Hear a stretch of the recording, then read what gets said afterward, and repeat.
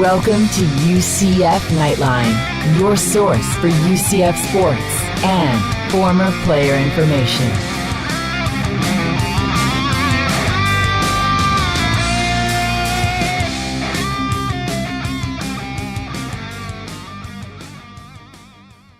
Hello, Night Nation. This is Andrew Phegley coming to you from the 1148 studios. This is episode number 63, and joining me, as most always, is Trylko. Hello, everyone. Yeah. Hey. So, what's going on this week? Is there anything that we need to talk about? Well, Dino Babers was named head coach. Oh, wait. Of your Syracuse Orange. Of Syracuse. Or the Syracuse Orange, I guess they're called. That's right. Orange men, orange, whatever. That was what was breaking while we were recording last Sunday night, and that didn't turn out to be much of anything. And if you missed it, Tuesday, I think it was Tuesday night, didn't we? Wasn't it when we did the live thing? That 2-hour extravaganza. Yeah, 2 hours live the other night. Guests, live calls. Yeah, we had Brandon on, we had Jeff Sharon on, we had live calls. A call from Toronto, former UCF player. Yeah, so if you missed that, you can find that on YouTube and on SoundCloud, actually. Anywhere where you can normally find the UCF Knightline podcast, it is there. Speaking of YouTube, live show. Yeah. Another live show. Yeah, we're doing a live. This is going to be a video show. It's going to be on the 13th Sunday night, next Sunday night at 7:30 p.m., and you should be there because Kyle Israel is going to join us live, and Carson Engel is going to join us as well, and we're just going to have a kind of a roundtable discussion about everything that's happened this year. It's been a whirlwind couple of weeks. Yeah, in UCF football. So I think, that live thing that we did the other night turned out really well. It was and fun. Everybody said that they really enjoyed it. I've made a decision that we're going to do that once a month now, at least. Some people were like, oh, you should do it every week. No. No. We'll do it once a month. So look for us to talk more in the coming weeks about when that will be. We'll try to do it the same weekend. We'll just do it on a Sunday night probably. Otherwise, I don't know. Maybe it'll be on a weeknight instead of a Sunday. You're a little unpredictable, aren't you? Yeah, I don't know about that, but we'll figure out when we're going to do it, and we're going to try to do it at the same time. Same channel, same day of the week, all that stuff. Every month. And taking live calls. Yeah, live calls will definitely be a part of it because that's fun. I dig it. Now, of course, if that gets out of hand or anything, we'll have to, stop that. But I don't think our people will do that. I'm sure we'll get, It's a family-friendly program. Some kind of clucking chicken calling us at some point or something. But so, okay, all that's out of the way now. All the promotional material is out of the way. We can speak once again. What is my reaction to Scott Frost? I'm digging it. I can't wait to see what happens here at UCF. I can't wait to see that high-powered offense. I'm just wondering where those players are going to come from. Yes. In this episode, we feature an interview with an Oregon Ducks insider. Talks a little bit more about Scott Frost and his tenure at Oregon, currently offensive coordinator or leaving that position. Also, we have an insider who talks about Scott Frost's days as the Nebraska quarterback that took the Cornhuskers to the 1997 national championship. So we've got those two interviews coming up. I'll give you a little bit more insight into the man that will be the 10th head coach in UCF football history, inking a 5-year deal to be with the Knights. $1.7 million, by the way, is his first starting salary, with some bonus money thrown into that. George O'Leary, at the end of his 12 years, was at about 1.89 or so. So Scott Frost comes in at a hefty amount for his first year head coach. Yeah, and I think, but keeping up with the AAC as well. Yeah, I some think of the coaching things increases have changed though with what coaches get paid since George O'Leary signed that contract too. You didn't see, the Tom Herman there in Houston get $3 million. You didn't see a lot of things like that. So times have changed. He's a younger guy. He's going to recruit better with the younger players. Already been at work on that. Yeah, been at work quite a bit. First of all, I want to play some sound that we got from his opening press conference. Let's hear that. It's my honor to introduce your new head football coach, Scott Frost. I'm honored to be here. I'm excited to be here. I knew this place is special looking at it from afar. Now that I've been here, I recognize that it can be even more special than I thought. I'd really like to thank Danny and Dr. Hitt for believing in me and bringing me here. I've taken a look at a lot of head coaching jobs in the last 3 years, and there wasn't anything that made me want to leave the University of Oregon. That's a special place. I think this can be a special place and is a special place. UCF has a lot of potential. Got a great recruiting base. The people that I've met that are involved with this program are already impressing me. The type of people that are here and the type of love that they have for this university and this athletic department. Can't wait to bring an exciting style of play to UCF. I know the kids, the players that I talked to today seemed really excited about that. We're going to play hard, we're going to play fast, and we're going to do it the right way, and we're going to have a lot of fun. And I can't wait to get started, and the look in their eyes, I know they can't wait to get started. I'm a first-time head coach. I can't imagine a better place to become a first-time head coach than this university. I think the sky is the limit for the football program here, and we're going to get started day one to try to reach that sky. So thank you, and looking forward to spending a lot of time with all of you. I think this place is a big-time program waiting to happen.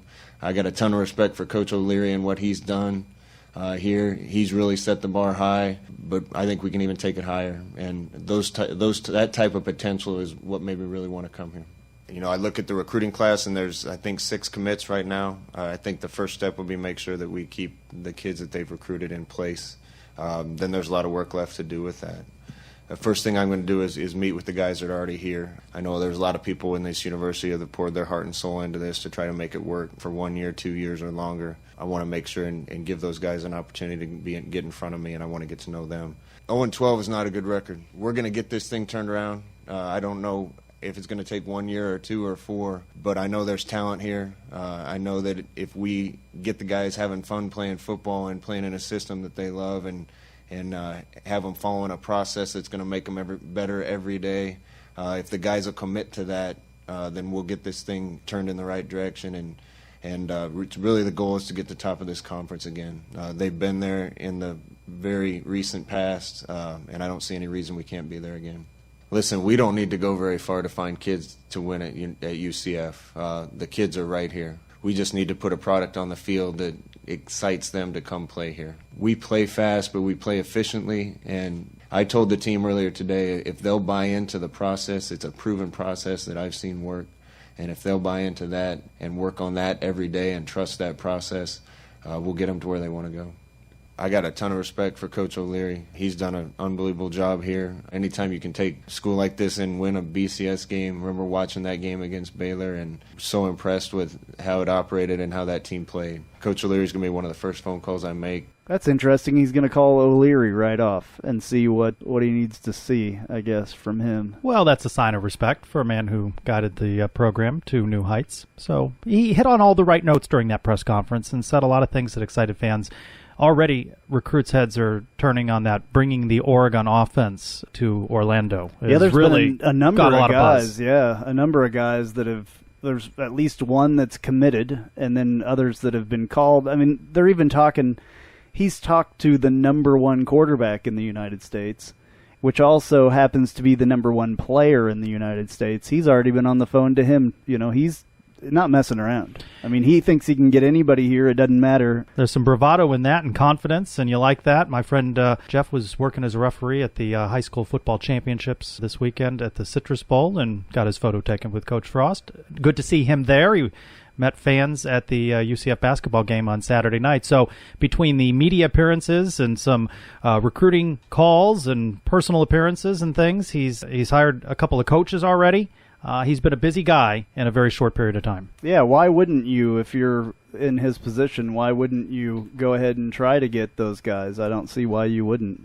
Everybody talks about how this is the hotbed of, recruiting for the United States, and Coach O'Leary really didn't take advantage of that. I think that's an interesting storyline to watch in the countdown to signing day, what he can do in a short period of time to bring in more local talent. That has been a long-time criticism of Coach O'Leary and his program, that he didn't bring in enough of the local talent. And you see that already, that he's reaching out to high schools all across the state, trying to close the deal in that brief window that he has. Yeah, we'll have to see what happens. We might delve into that Central Florida and Florida, South Florida recruiting thing a little bit more as we go on in the coming weeks and see, what he can do about that. One of our guests on the live show earlier in the week was Jeff Sharon, who has launched a new website, Black and Gold Banneret.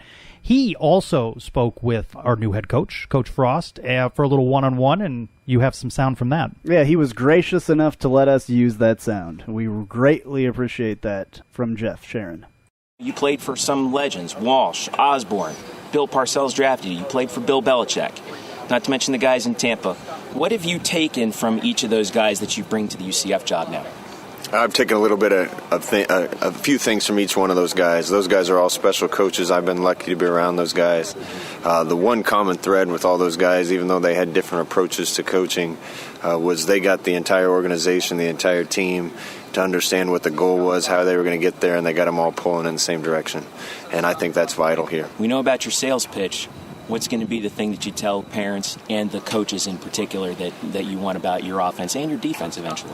Well, I think the way we're going to play, the style we're going to play is going to attract the kids. Parents can rest on the fact that we graduate the six most players of any school in the country. So kids are going to come here. They're going to get education. They're going to be around good people that care about their sons, and the kids are going to have a lot of fun playing ball here. What's now your message to the UCF fans who've been dying for some excitement, and now Christmas has come early? Well, we're going to be exciting, and I want fans to be involved in this. If there's ideas, I want to hear them.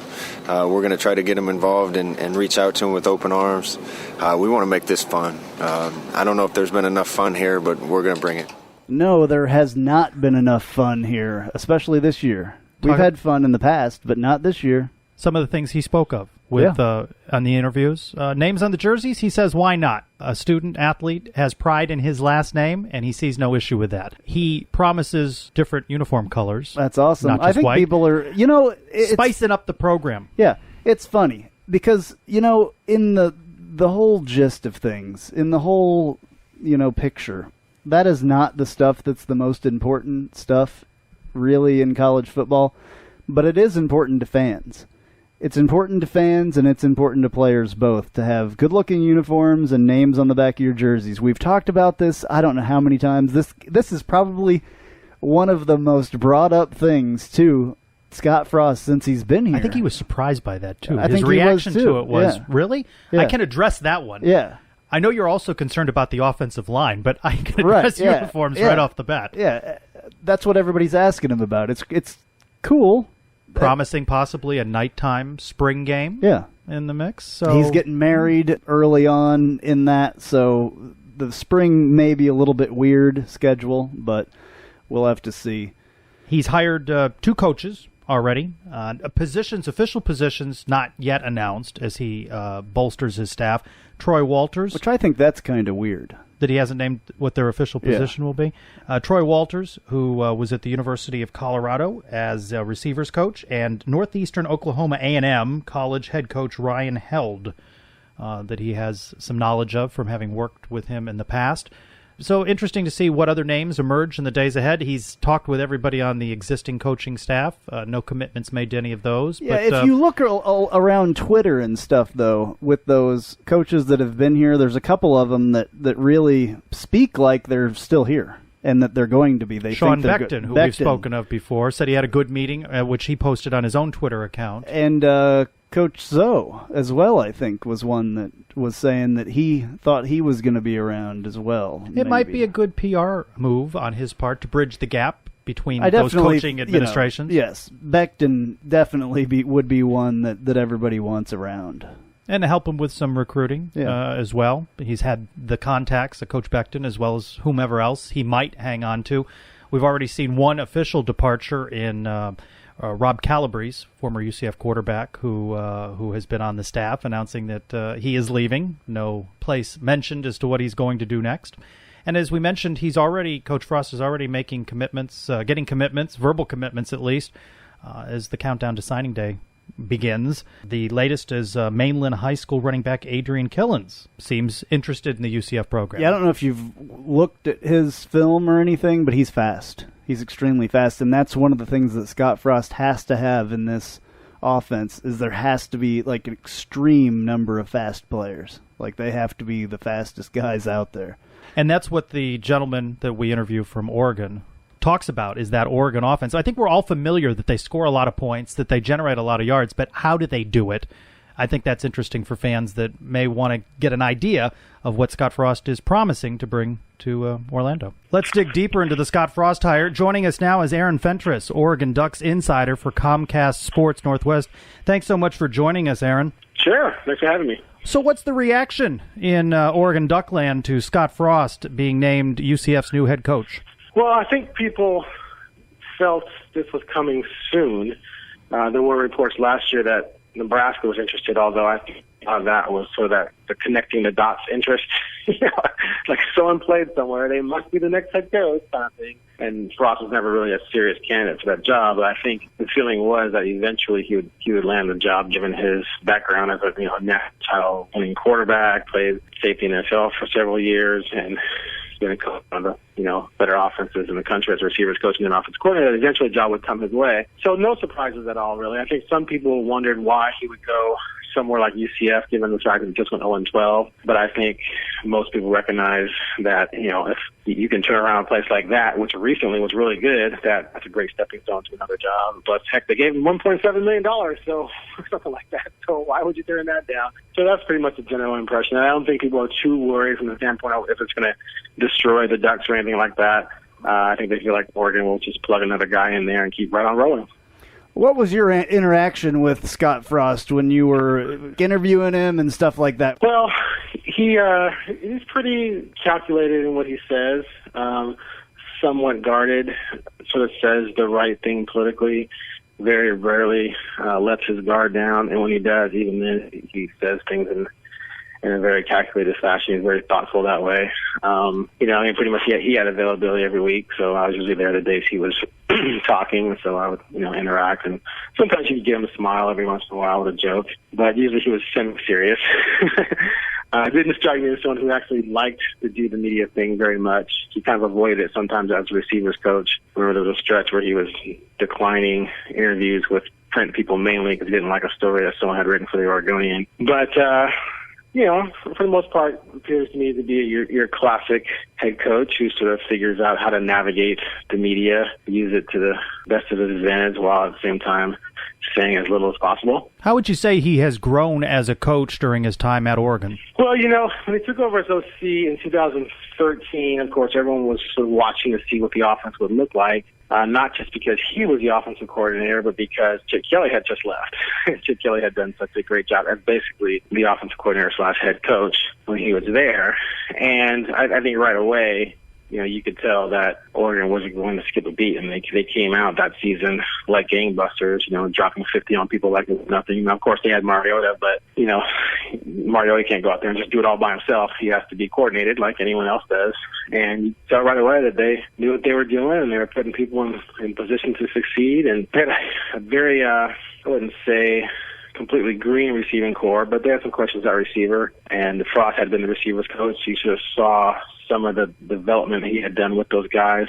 Guys started to blossom like Madison in 2013. Then in 2014, you saw guys like Dwayne Stanford and Devin Allen take off, and Darren Carrington. So you sort of see the receivers that he had been involved in recruiting and developing start to take flight in 2013, 2014 on through this season. And so I never really noticed, some fans would claim they saw a difference in the playing calling, but I thought a lot of that was BS. I mean, I think there's a Chip worship thing here. Chip could do no wrong. People act like Chip Kelly's wins, they came out and it was 50-0 first quarter and that was it, and that's just not the case. It wasn't like that at all. And so anyone following him in the play calling realm was going to be up against it in terms of comparison, but I never felt like Frost allowed Oregon to drop off at all. I mean, I think they were fantastic. And then this year without Marcus, they struggled when they used their backup quarterbacks, but I think anyone would, because those guys were just not that good. But when Vernon Adams was healthy, they lit it up. And that was a testament to Frost being able to get that guy in there late. He missed the first week of training camp, transfer, get him up to speed, even when he had a broken finger.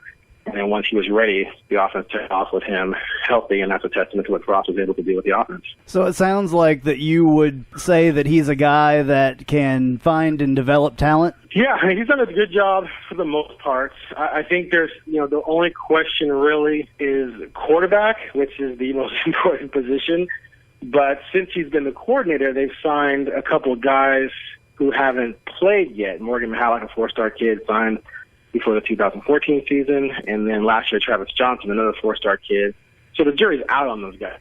I think the one thing that's raised eyebrows is that Morgan Mihalik, a redshirt freshman this year, was not even considered an option to play, even though backups Jeff Lockie and Taylor Alley, who was a walk-on, were clearly not capable of running the offense. I mean, when those guys were in the game when Brennan Adams was injured, they could not do hardly anything in the passing game. It was painful to watch. And so one has to wonder, well, you signed this 4-star kid ranked number 11th in the nation as a pro-style quarterback. How come, really, he can't play at all?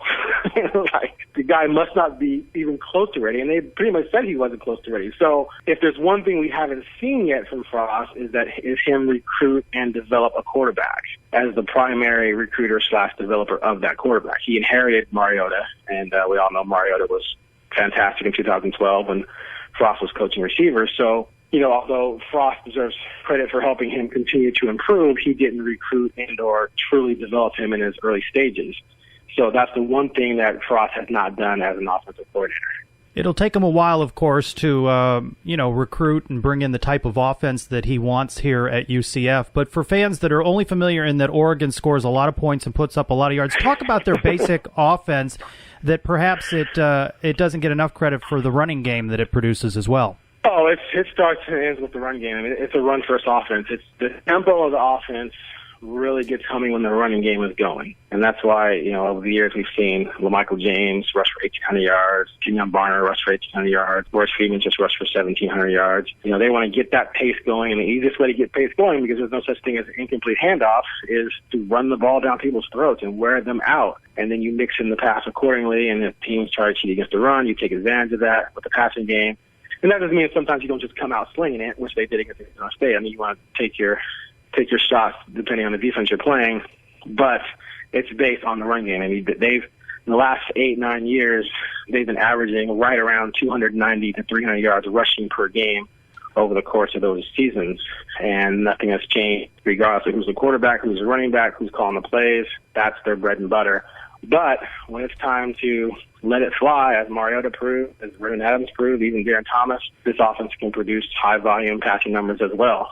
So, if Frost, the big question really, though, is Frost how quickly Frost can get the pace of the offense going, if that is his goal, because the pace of it really helps make it more potent, because you're catching teams off guard, you're wearing them down, hopefully, the faster you're playing, you're lining up quickly, they have to react to you, and then one guy makes a mistake in space, and boom, someone's gone. And so that's really one of the things about the offense that makes it go, and it's what has made Oregon so incredible, that and Mariota, of course, because talent-wise, Oregon has very, very good talent, but they recruit, 15 to 23 red classes, but they've been finishing in the top 5 most of the last 7 years, mainly because of the pace of the offense. Earlier you had mentioned that this Chip Kelly system has been just so dynamic. How much credit do you think Frost deserves for the effectiveness of the offense the last couple of seasons?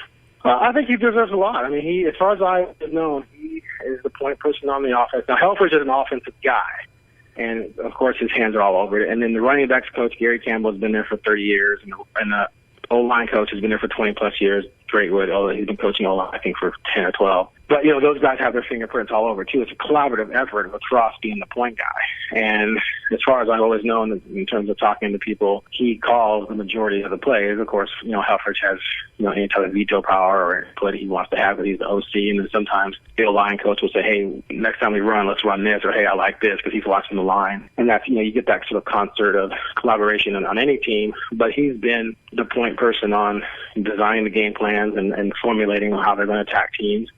And so he deserves a lot of credit, as far as I can tell. I don't think anyone can sit here and say that, as of right now, Frost is a certified offensive guru. I don't think that is even close to have been proven, because, again, he's running someone else's system. This is not a system he put in. Now, they did tweak things a little bit. They did start doing things a little differently here and there. And, of course, Frost knows offense. There's no way he doesn't.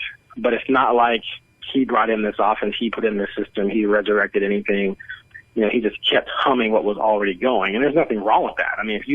If you can run it and it scores points, who cares who started it? And in reality, Chip Kelly didn't start it. Chip Kelly did not invent the zone read option, at all, or the spread, or the no huddle. It's just how well can you teach your guys to play that fastly and play with that type of attention to detail and execution.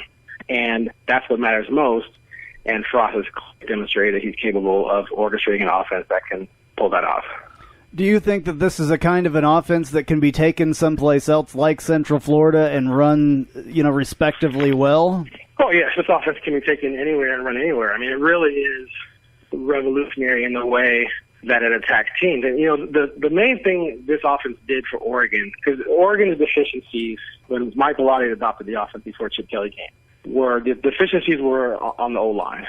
They couldn't recruit the big-time offensive linemen, the NFL-bound guys, to protect in the pro-style offense. And they were giving up a ton of sacks. But they were getting all these receivers, all these good running backs, and they were getting these dual-threat cornerbacks. So Bellotti said, heck, we need to spread people out like Northwestern was doing, like West Virginia was doing under Rich Rod back in the day. And we need to take advantage of the talent that we have. And so you look at somewhere like Central Florida, where they're competing for recruits with so many great programs right around them. There are more guys in the country who run 4.5 or better than there are guys who are 6'5", 320, and can bulldoze people in the running game like Alabama gives. So how do you, it's almost, I love to use the boxing analogy. It's Ali versus Frazier. Everyone can get only certain programs can get all the linemen, but there's a ton of guys out there with speed that you can get to combat. And so I can't imagine how he's not going to be able to go somewhere like Florida and find guys who can flat out fly and then be creative in ways to get them in space. Case in point, Charles Nelson. Charles Nelson is a very dynamic player for the Ducks, but they plucked out of Florida. That he had offers from Florida, Florida State, all sorts of people down there, and he chose to come to Oregon, and they've made great use out of him. So, yes, it's an offense that translates anywhere, especially anywhere where you can get a lot of guys on the perimeter who can move. Earlier, I think I'd heard you say that Oregon finishing somewhere between 15 and 25 in recruiting. Why aren't they recruiting at a higher ranking, considering the standings and their finish in the polls each year? That's one of the great debates, and I think people get it backwards. They don't. People think, well, they've been winning so much and they have these amazing facilities. Why aren't they perennially in the top 10? And the thing is, they are where they are because they've been winning a lot and have these great facilities. And the number one problem is this isn't Florida. I mean, the state of Florida has more talent. You guys are in Florida right now? Uh-huh. Right? Okay. I guarantee you have more Division I talent within 2 square miles of you than the entire state of Oregon does. I mean, Oregon produces maybe 2 4-star kids a year, if that, whereas Florida produces what? I mean, it's just the crazy amount of kids come out of Florida that are ranked 4 or 5-star talent. So if your recruiting base, if you're in your backyard, can't give you that initial base of talent, and you have to go completely, not just out of your state, but you have to go out of the region. There's not much talent in Washington or Idaho or Montana or North California. I'm not talking about Bay Area. I'm talking about up even further north, closer to the border. There's no. If they only recruited the talent base around their regions, they would go 0-12.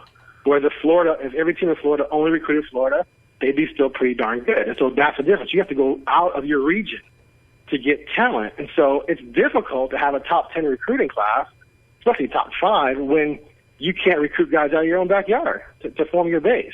So facilities and the winning and the uniforms have gotten them in the game with players in Southern California, Texas, and Florida. And it used to be that they could get 1 or 2 guys in those areas, and everyone in Oregon would just go crazy. Oh, my God, we got a DB from Florida. And then the guy would come here, and he wouldn't be all that good because you were getting someone no one really wanted.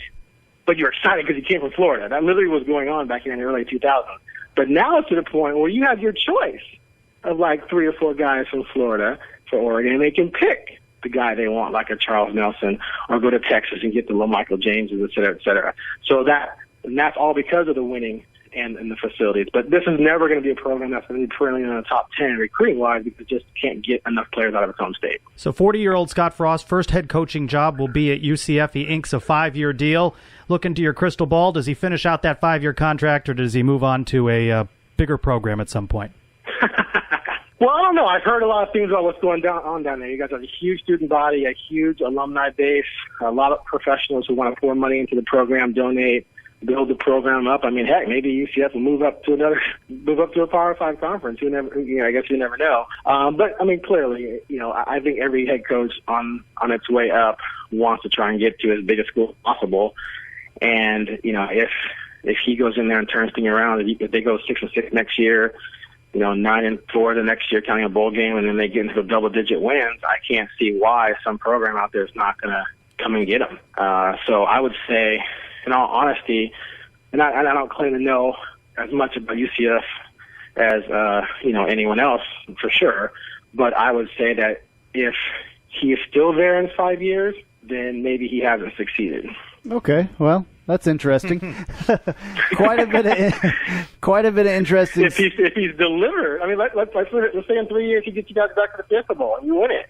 People are going to come calling. Yeah, so that's the problem you face when you're UCF, is that you're going to be that program where if you're winning, other people are going to come try and steal your coach. Yeah, I think we want people to come and try to steal our coaches. We just want to keep them here. I think that's that's the biggest thing. I think that's the biggest thing with pretty much anybody is they want to keep the people that they have, but they want other people to want them. It's the same thing with your players or whatever. Gosh, I wish we recruited that kid. Well, you didn't. Right. And, so, yeah. Hey, man, thank you so much, Aaron, for joining us and giving us some insight on Coach Frost. We're excited to have him here. I'm sorry that you guys don't have him down there. Obviously, he did a good job, so somebody else wanted him, as we were just talking about. Thank you very much, and we appreciate you joining us. No problem. And one last thing I'll add is that, Frost is big on discipline. He's big on toughness. He's big on working hard. I mean, the team, even if it starts out slowly, he's going to make those guys be disciplined, work hard, put in the work to become great. He's not going to let people slack. So at least the team will be in good hands in terms of just building toughness, discipline. That's awesome. Hey, also, I forgot to ask you, how can people contact you, can follow you on Twitter, stuff like that? I'm on Twitter at Aaron J. Centris, AARON J. Centris, F as in Frank, ENTRESS, and our website is CSNNW.com, Comcast Sports Northwest website. Awesome. Thank you so much, man. We appreciate it. All right, guys. Take care. So the American released their all-conference teams and their postseason awards this week, and Traquan Smith was named the league's Rookie of the Year, and Caleb Houston earned all second-team all-conference. I think Smith is the kind of guy that you hope fits into Scott Frost's new offense. And no disrespect to our punter, but I'd like to see him punt a lot less next season. Yeah, those two were definitely bright spots that we didn't have too many of this year, so that's good. We're going to continue here talking about welcoming Scott Frost and all that to UCF. We had a conversation earlier today with our good friend Jay Saunders. He's been on here a couple times. He covers Houston. He also covers Nebraska, and he was at Nebraska when Scott Frost was at Nebraska and covering the team, as a student at that point. So he has quite a bit of good insight into what Scott Frost is coming from, where he's been and where he's going. We continue to get to know new UCF head coach Scott Frost with more on his days as a quarterback with the 1997 national champion Nebraska Cornhuskers. Joining us is Jay Saunders, Nebraska insider for Football.com. He's been with us before. Thanks for joining us again, Jay. Can you guys say again, national champion Nebraska Cornhuskers? I really miss that. It's been a long time since I've heard those words. That is true. You followed UCF's new head coach, Coach Frost, when he was with Nebraska. What are your memories of that time when he was a Cornhusker? It was a love-hate relationship, to be certain, at the beginning. He was a Nebraska kid from tiny Wood River, Nebraska, decided to leave his home state to play for Bill Walsh at Stanford, came home, and then, as you mentioned, became a national champion. So a lot of people gave him grief because at that time, our Nebraska high school kids didn't leave Nebraska. 20 years ago, that didn't happen. And so when he came back home, at first people were a little skeptical, and then, of course, when you win national championships in Nebraska, everyone seems to forget that you left home in the first place. He credits Bill Walsh and as well legendary Nebraska coach Tom Osborne for mentoring him into to the player that he became. Talk about that influence of Osborne and Osborne's teams in that era when Nebraska was a dominant powerhouse. It's funny. I think about Scott Frost as a player at Nebraska, and he delivered and took some mighty blows running the old school triple option. And, when I hear him say that he's bringing Oregon's whole playbook with him to Orlando, and I think it's funny to think 20 years ago, 20 years back, of Scott Frost, pitching the ball and making hits on linebackers to, this high-speed, up-tempo, Oregon offense that he's helped, develop in his time in Eugene and now is going to UCF. I think despite, the contrast in styles, back in the mid-'90s, starting the early 90s through, that entire decade, Nebraska just won. They were winners. You couldn't get away from it. And when you were with Coach Osborne, and I've had the fortunate pleasure to sit down and talk with the man, he inspires you even if you're having a 2-minute conversation with him. And so I can only imagine what it was like to glean that sort of knowledge and that sort of winning mentality, from Coach Osborne. And you've seen Scott Frost from the time he stepped into the coaching ranks as a GA at Nebraska, and then from the time he was a receivers coach at Oregon, from taking over the offense. The head coaching thing is probably a year or so overdue. So good for Central Florida, UCF for getting this guy. I think he brings a winner's mentality and a winner's background with him to Orlando. Do you think that he's going to be the head coach at Nebraska one of these days? Do you think that that's something that's up his sleeve and that he wants to do and that they would want him to do? That's the million-dollar question around Husker Nation. A lot of people wondered why he didn't get the job last year when Bo Pelini was fired. I don't think that he was ready to come home and take that kind of challenge on, because the expectations of him would have been just unachievable. Do I think someday he could come home and coach this team? Sure. Is that what's in the back of his mind right now? I doubt it. I just kind of get the sense that he wants to be his own man and his own coach at this point. Similar to, Tom Herman at Houston. A lot of people speculate, maybe he'd take over for Urban Meyer whenever Urban decides to call it quits at Ohio State. People would love to think that this is the master plan where Scott Frost goes somewhere, earns his head coaching chops for a couple of years, and then replaces Mike Riley. I don't think that Scott Frost had that conversation with anyone in Nebraska before going to UCF. I don't give Sean Eichhorst, to the Nebraska athletic director, that kind of credit to think that far in advance. The answer is people would love that in Nebraska. Do I think it is inevitable? No, I don't. That 1997 season, well, let's go back to that. Nebraska 13-0. They beat Tennessee to win the national championship 42-17. And when you look through the scores that season, you see quite a few blowouts. They beat Oklahoma 69-7. They beat Iowa State 77-14. But they had themselves a ball game in week 2 with UCF winning 38-24. A lot of UCF fans remember that game as a game in which young UCF program showed that they could hang with the big boys, at least for a while. What are your memories of that game? Many, to be honest. I was at Nebraska as a student in '97. That would have been my sophomore year in Lincoln. I was actually covering that game for the Daily Nebraskan, the Nebraska student newspaper. So I was in the press box and then down the field for quite a bit of that game. That was a very memorable game because Scott Frost was booed during that game. There was a quarterback controversy. He didn't look great against Akron in week 1. And in that UCF game, there was, Osborne said it was planned at the time, but Frost was benched in the second quarter of that game. And Frankie London, who was very popular in Nebraska, came in, led a touchdown drive, and then Frost came right back in. And there were boos in Memorial Stadium. Frost obviously came back, won that game, and Osborne after the game said, let there be no confusion. Scott Frost is our number one guy. But, in that game, he was 9 of 14 for 120 yards. But that doesn't sound all that impressive. But back then, you have to remember, that was still in Nebraska's bread and butter option game.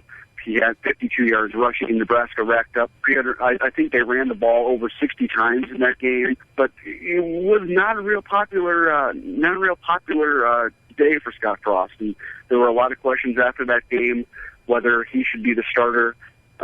Clearly, as you mentioned, he came back with a vengeance and led that team to a national championship. But that day in Lincoln was not a great day to be Scott Frost, and I remember that. I remember that game very, very well because it put a scare in a lot of Husker fans. How would you describe him as a player during that season, and do you see traits from then that he carried over and then grew as a coach that will serve him well as UCF's new head coach? He was a leader. You look back on some of the players of that era at Nebraska, and not all of them were beloved leaders. Scott Frost was that. He clearly shook off, the Boo Birds in Lincoln after the UCF game. He helped carry that team. And, you look at that team and it had guys like Amon Green, Carl Buckhalter, who was an NFL running back. Chris Brown was the kicker of that team, another NFL guy. So there was a lot of good talent on that team, and Scott Frost was their leader. He was their quarterback. Like I mentioned before, he delivered some monster hits. He was not afraid to take a blow running that option, whether it was because he pitched the ball right on time or pitched the ball just a little late. He took some blows, and you could tell that guys on that team, I can remember really rallied around him. And like I said, you combine that with learning from Tom Osborne, and you had a leader. I'm not surprised at all that Scott Frost is a head coach of a college football team, and I think he got a great situation in place at UCF. So would you say that you followed him along, since his time there at Nebraska, all the way through being at Oregon and a couple other stops that he made, and then into the NFL and all that stuff? One thing that Nebraska fans do is they tend to follow Nebraska people. It's tough not to, the good and the bad, and Scott Frost certainly has been the good. You think about his time at Oregon, and he was a guy. If you don't remember this, you got to look it up. There was a fight on the field, and LeGarrette Blount, who's now with the New England Patriots, got rip-roaring mad, ripped off his helmet, was going after people, and the person who held him back and almost literally threw him to the turf as he was going to the locker room was Scott Frost. And I know there's still video out there of Scott Frost just almost pummeling LeGarrette Blount as he was trying to hold him back and separate him from, I don't remember the exact situation, but, Nebraska fans, that reminded a lot of Nebraska fans about Scott Frost, and so he developed a following, and Oregon developed a following from Nebraska because of Scott Frost. Fans love that guy. There are some famous Huskers and famed Huskers that aren't beloved in Husker Nation, but Scott Frost is. And I think that you'll have a lot of Nebraska people keeping a close eye on what happens in Orlando. Well, I've got one name that I'm sure is one of those names that people in Nebraska aren't a huge fan of anymore, and that would be Lawrence Phillips. Now, was there something with Lawrence Phillips and Scott Frost? At some point, Lawrence Phillips got in some trouble there, and Scott Frost was involved in some way. Is that right, or do you remember anything like that? Allegedly,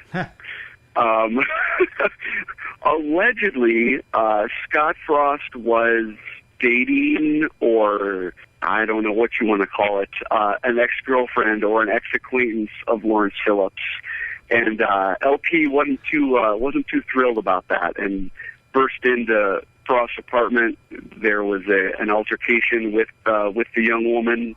Lawrence ended up, I think, got arrested. It's hard to keep track of all of Lawrence Phillips' arrests over the years now. I mean, what a total waste of talent. What a sad story that is. I mean, it's probably, I played for Kansas. I don't know if you remember me telling you this, but I was there at that time when I graduated in 96. So the whole Lawrence Phillips situation, I knew what he was like, as a player. And it's sad for me. I mean, just as, now he's got a murder charge for murdering somebody in prison. I mean, it's one of the saddest sports stories or stories of anyone's life. Somebody that had such talent to really mess up like that. It's Phillips, Aaron Hernandez, very, very similar stories for people that don't remember LPs, and that certainly know the Aaron Hernandez story now. It's very similar, very tragic waste of talent, and who knows why, things like that happened. But yeah, it's very similar stories. And yeah, Coach Frost and LP didn't have the rosiest of relationships, I guess you could say. You talked a little bit about Scott Frost as quarterback in the passing game, and I looked up his statistics while we were talking there. 88 of 159 for 1,237 yards, just 5 touchdowns against 4 interceptions, but he carried 176 times for 1,095 yards, 19 touchdowns, and at that time, only the 10th player to throw and rush for 1,000 yards on each side of the ball. So he was a versatile part of Nebraska's offense during that 97 season. That's why I chuckle, or have chuckled, when I see him as the offensive coordinator at Oregon. I know this is kind of an evolved option game, but you mentioned that he threw for 159 total passes? Yeah, 88 of 159, 55% completion, 1,237 yards, 5 touchdowns, and he had 4 interceptions. If you guys don't see 159 passes in your first 3 games next year, I think you'll be surprised. I mean, that's why it's so funny to think about this high-powered, up-tempo, fast-paced offense, because Nebraska just liked to beat the living tar out of you and slow the game down. Like I said, in that 97 game against UCF, they rushed the ball 65 times. You won't see that with Scott Frost at UCF. It is definitely a bit of a contrast. Now, I want to shift gears here a little bit because you also cover Houston, and we've had you on here before covering them. What do you think about that Oregon offense coming to the American and Houston and everybody else having to deal with it? I can't wait. That is, the American Athletic Conference had a very good season, a very high-profile season with Houston and Memphis for a long while, and Tulane doing very well, and Navy doing very well. It was a fun season to watch AAC football, unless you were at UCF. My apologies.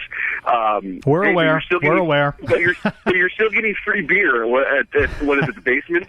Yes. Yeah. You're still getting free beer. That won't last long, I have a feeling. It's gonna be so much fun to watch, because just like with Navy this year, you're going to see coaches and defensive coordinators tearing out their hair trying to figure out how to stop this Oregon offense, just like they did with Navy this year and their triple option attack. I think you saw Navy have a lot of success in the conference because for most teams, if not all teams, that was the first time they saw that kind of offense. You see more of an Oregon-style offense these days with some of the teams in the AAC, including Houston. There are some comparisons you can make, so it won't be as much of a drastic change as it was for Navy coming in, but I think you can draw a lot of comparisons from the first time you see an offense like Scott Frost's offense and what they ran at Oregon, that they'll give some teams immediate headaches. And I think because of that, you'll see some instant success for Frost and the Knights just in year one, just because of, the element of surprise can do a lot, especially when, like I said, when you're not ready and you haven't faced that type of attack. Your defense is just, you can watch as much film as you want, but until you see it live, it's a whole different story. Before we let you go, what's your prediction, Houston and Florida State in the Peach Bowl? I haven't seen Florida State enough this year. I mean, clearly I know that the running back Cook is a special player. They've had some with Golston. They've had a lot of ups and downs with their passing game. Their defense is pretty stout.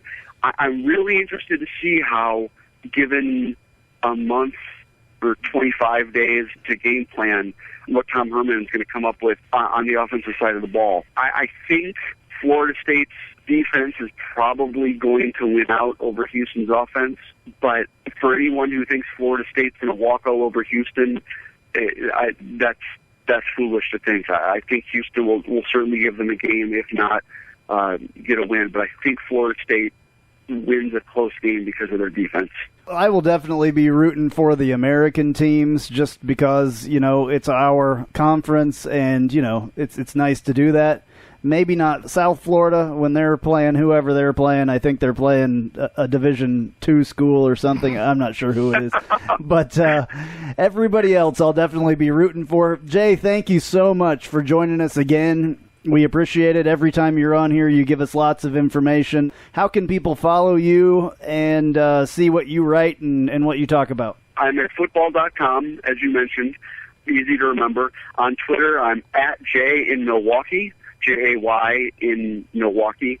And, I really appreciate you guys having me on. It's fun to talk college football no matter what time of year. And like I said, you'll have a lot of red-clad fans keeping a close eye on UCF, and probably have some new fans from north of the Mason-Dixon line next year. Awesome. We'll take them. Thank you so much. We appreciate it. All right, you guys. Take care. Lots of football going on this weekend, even though it was, conference championships and stuff like that. Not everybody played, obviously. Not UCF, but not USF either. That's a good thing. But there were conference championship games. Houston and Temple played. That was, a pretty good game. Now, do you remember last week when we gave some predictions for that? Do you remember what those predictions were? You were low scoring on yours. Mine was low scoring. Yeah, I went high scoring. Yeah, and what happened? I'd say that was closer to what it was then. Yeah. I forgot to look that up before the show. Yeah, I didn't think that it was going to be horribly high scoring, but Houston beats Temple 24-13, and it was the inaugural American Championship game. Which, by the way, they did not sell out in Houston. No. There were some empties up in the upper deck. I heard that Temple sent back all but 50 of their tickets that were allotted for that. Not a big traveling squad. That's horrible. Horrible. All but 50. They got 3,000. Yeah. They could only sell 50? It was like 3,500 or something like that, and they sold 50, yeah. But, the Cougars are the champions now, and they finished at 12-1, and they will play Florida State in the Peach Bowl. What do you think of that? I think that's interesting. I wish that it was us playing Florida State in the Peach Bowl. Of course. That'd be awesome, but it's not. Maybe next year. I'm not sure what to think of that. I'm not sure if Florida's just going to go out and just destroy them, Florida State, or I hope that it would be a good game. And unfortunately for you Florida State people out there, I'm going to root for Houston, of course, because they're the American champion. I just hope that it's a good game, honestly. Yeah, it would seem to favor Florida State. They're pretty powerful and have a pretty strong running game, but I expect Houston to hang around with them for a while. Houston has the better record, and Houston is ranked higher, though. Competition's different, though. Yeah, we'll see. Hopefully Houston can go out there and beat them and make us look good as the American Conference for sure. There's one other game left in the season, though, and people forget about this. Army-Navy. Navy's now in our conference. That's interesting. It's always an interesting game, but now they're in the American, so it's that last game before bowl season starts. I think it makes it more interesting for us. It's not really been a game that I've paid a lot of attention to. It is pretty cool, though, because it's our academies playing. It is some future servicemen and all that stuff, so that is definitely cool. And hopefully Navy can represent there as well. They pretty well dominate that series against Army. Army always seems to struggle in that game. But it's kind of one of those rivalry things, so I'd like to go to that sometime. Yeah, you never know what's going to happen there. So 7 out of the 12 teams in the American made postseason play, which sounds great and all, except when you find out there are 40 bowl games.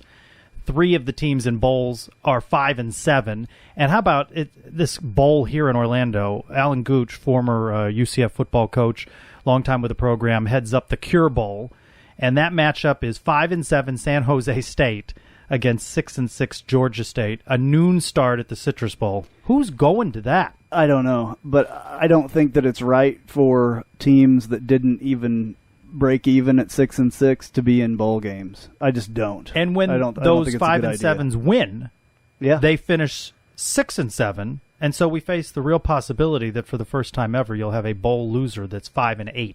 Yeah, where do you put that trophy? It's a little Does that crazy. hang in your trophy case? Well, this just, obviously there's way too many bowl games, and something needs to change with that. 2/3 of the eligible teams that could be eligible made a bowl. I think the NCAA or whoever decides to do that, I know it's all about money, and it's all about advertisers for those bowl games and all that stuff, but they need to, the NCAA needs to tell them, look, this looks stupid. How many people are San Jose State traveling? Yeah, I don't know. I mean, it's I'm sure good for those schools that are going to be doing it, of course, but some even said that they wouldn't. There were teams Missouri out there said that they wouldn't. There were a couple teams That's out what the there 5 that and 7 said, should do. They should say we're not going. Right. Nebraska is one of those 5 and 7s. Right. Jay Saunders' school there that we were just talking about. Scott Frost, it's where he went to school and played football. I wonder, did he graduate from there? We'll have to figure that out at some point. Don't want to assume. Yeah. What do you think of the other bowl matchups? Did he lie on his resume? Oh, my goodness. Let's not go down that path. What were we talking about? What do you think of the other bowl matchups in the AAC? Oh, of the AAC teams? Yeah, so South Florida plays Western Kentucky. That's interesting because that was a Western Kentucky coach that we were talking about. Jeff Brom. At one point, yeah. Temple versus Toledo in the Boca Raton Bowl. The Boca Raton Bowl. The Boca Burger Bowl. Cincinnati with San Diego State in the Hawaii Bowl. That'll be a nice trip for those guys. I've been there. UConn against Marshall in the St. Pete Bowl. Are you going? No. You're not going to go? No. I've been there. You went last year. I know, yeah, just because UCF was there. That's the most horrible stadium ever to play football So in. it would be worse to see UConn against Marshall? God, yes. The two teams that I... Do you think they bring their trophy with them? Let's hope so. I mean, maybe they'll store it there. I don't know. Tulsa versus Virginia Tech in the Independence Bowl. Frank Beamer's last game. Yeah, with the that Hokies. could be a decent game. Memphis against Auburn in the Birmingham Bowl. That's interesting a little bit. I read today Auburn. that they haven't played each other in 39 seasons. Huh. Can you imagine, though, Auburn a few years ago were national champions and now they're playing in the Birmingham Bowl? Yeah. At least they're in a bowl game. Not too far from home. And then Navy against Pittsburgh in the Military Bowl. So Navy gets to play 2 extra games, which is interesting. I don't know if that's good for the players. Hopefully nobody gets hurt in those games. Those are close, back-to-back Yeah. for them. Well, I think you said earlier you root for the American teams in postseason. I would agree with you, with the exception of South Florida. Yeah. I can't root for them. Nah. And so Western Kentucky. Yep. Go Western Kentucky. Yeah, I'm not rooting for South Florida. I'm not rooting for UConn either. Okay. There's teams that I don't, like. Which in the just goes to American- show you, by the way, 7 out of 12 make the bowl. You needed 6 wins to get there. UCF 0-12. Yeah. Can't even get one of these bowls. Yeah. Can't go to Boca Raton. It just makes it more obvious that we need to do something better than 0-12. We could have had a losing season and gone to a bowl game. I don't think that's going to happen around here anymore, though. I think we've got it. You know who else is kind of getting it together a little bit? A little bit. Basketball. UCF men's basketball won the other night. Well, we went to the game in Which, by the way, is the closest road trip you can get. It was 94-85, and they should have beaten them by 194-85. Just the defense. There's too many defensive lapses. Yeah, and then last night, UCF beat Illinois Chicago 88-58, which was much more of a score that I'd like to see, because remember last year those guys beat us in Chicago. So And consistently now UCF's putting up points, right? Yeah.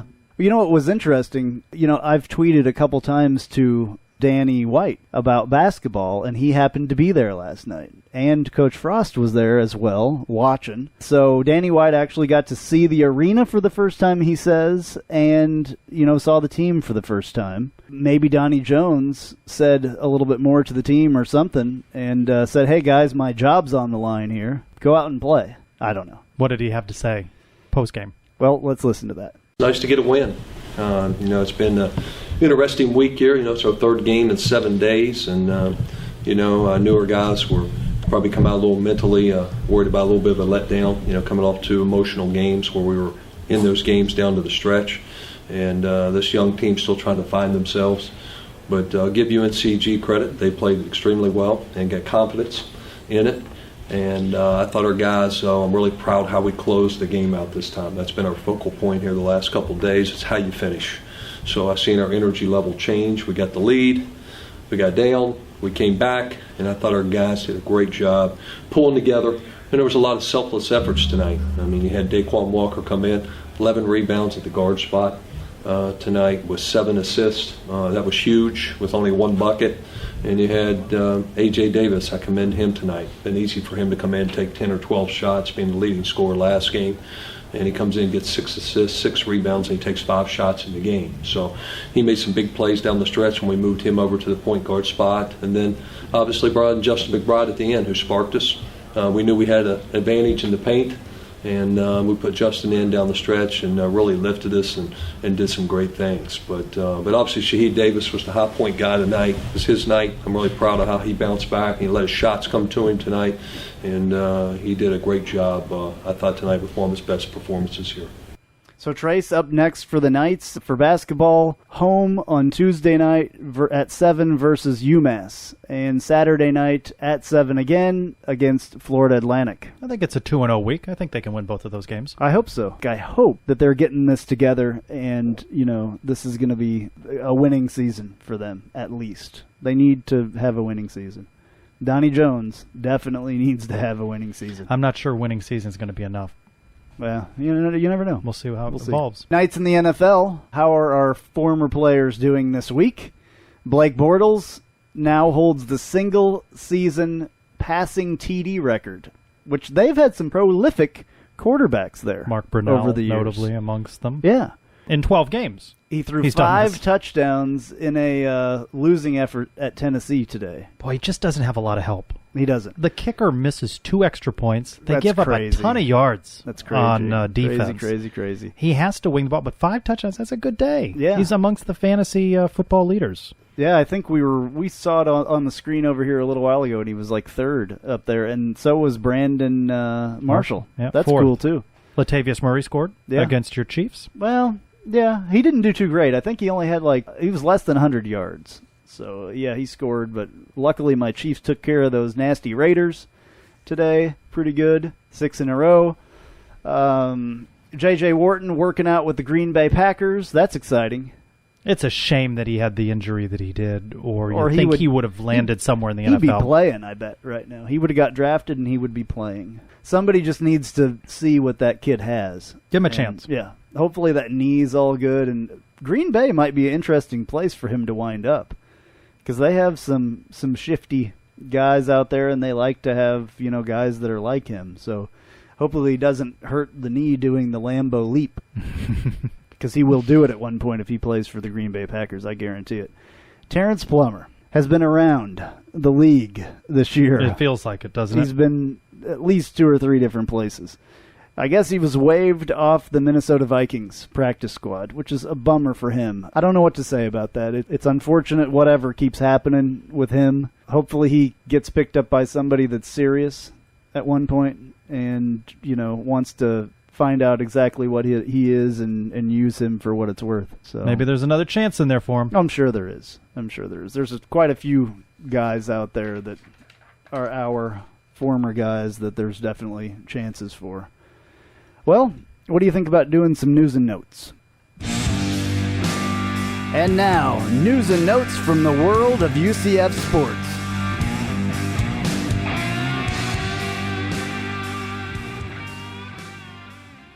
Not a good week for women's basketball. Lost by 20 at Akron on Saturday and lost by 15 at Stetson on Wednesday.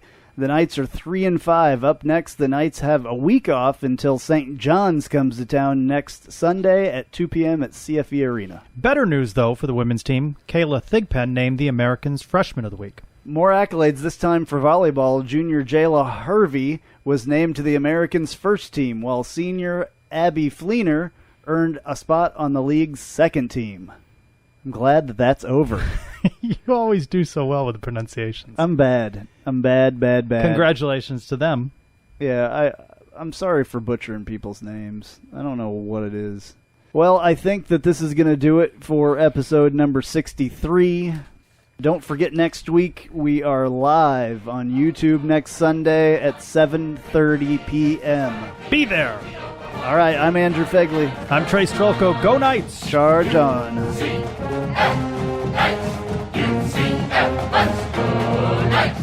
UCF, charge on to the field.